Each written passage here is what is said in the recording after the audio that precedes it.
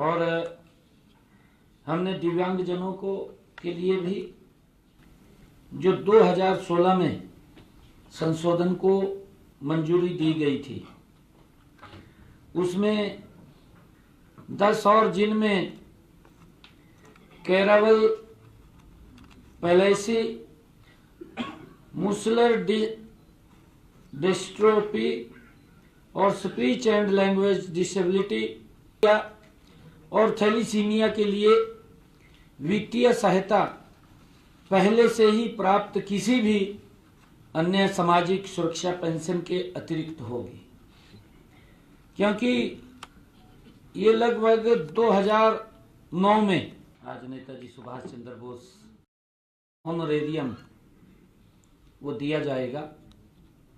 और उस समय के दौरान कुछ लोगों की बुढ़ापा पेंशन भी लगी थी,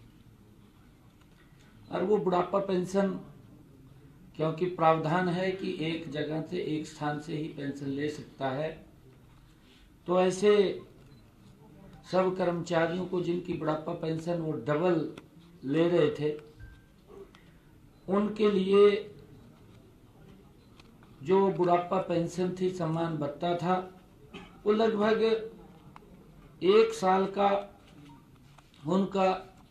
1,46,00,000 रुपया आज उनका वो माफ किया है, कैबिनेट में फैसला किया गया। और उसके बाद का जो भी उनका पैसा था बिना ब्याज के उनसे वो वापस लेने का, कि उस सैलरी से उनके जो ऑनरेरियम है उससे वो धीरे धीरे करके उसको काट लिया जाएगा। जिसमें ऐसे सब कर्मचारियों के लिए आज एक मुश्त उनको लाभ दिया है। और हमने दिव्यांगजनों को के लिए भी जो 2016 में संशोधन को मंजूरी दी गई थी, उसमें संशोधन के अंदर अब हरियाणा में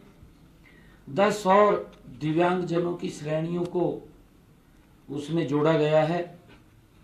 उनको मासिक पेंशन का लाभ भी वो मिलेगा।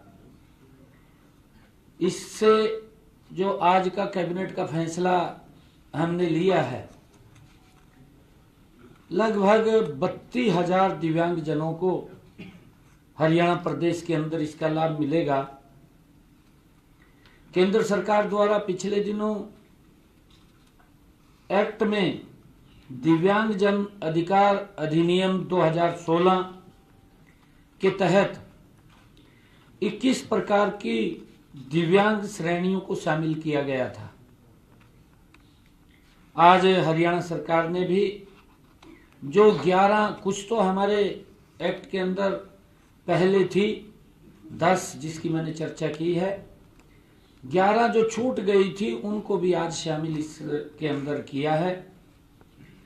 अब हरियाणा में दिव्यांग जनों की श्रेणी में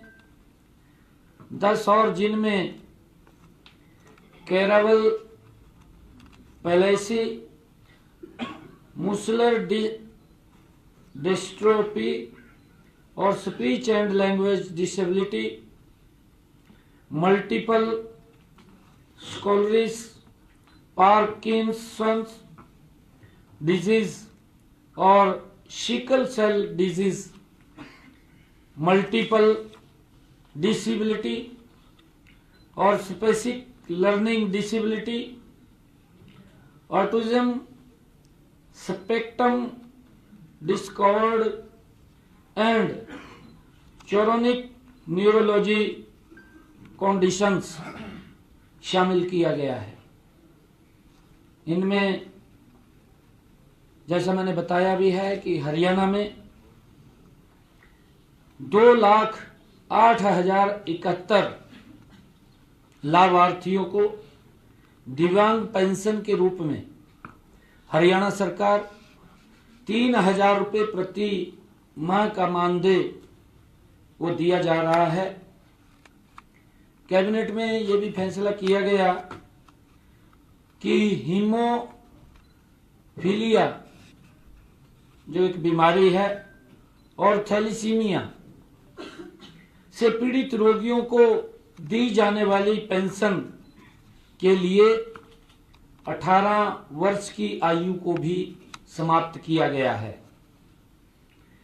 पहले क्योंकि 18 वर्ष के बाद उसको लाभ मिलता था, कैबिनेट में ये फैसला किया गया कि अब 18 साल की वो उसके ऊपर सीमा नहीं रहेगी, उस आयु सीमा को समाप्त किया है। हमने साथ ही यह भी निर्णय किया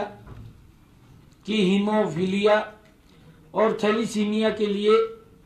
वित्तीय सहायता पहले से ही प्राप्त किसी भी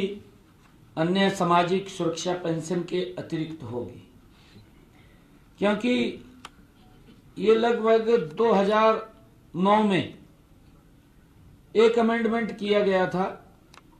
और उसमें ये कहा गया था, 2009 के अंदर जो अमेंडमेंट हुआ था, कि अगर किसी दिव्यांग की मिनिमम वेज से ज्यादा इनकम होगी तो उसको इसका लाभ नहीं मिलेगा। हमने उस कंडीशन को अब समाप्त कर दिया है कि उसको जो दिव्यांगजन है उसको उसका लाभ मिलना चाहिए, उसको हमने ये समाप्त किया है। और साथ ही यह भी निर्णय किया कि हीमोफीलिया और थैलीसीमिया के लिए वित्तीय सहायता पहले से प्राप्त किसी भी अन्य सुरक्षा पेंशन के अतिरिक्त ये होगी, उससे अलग होगी।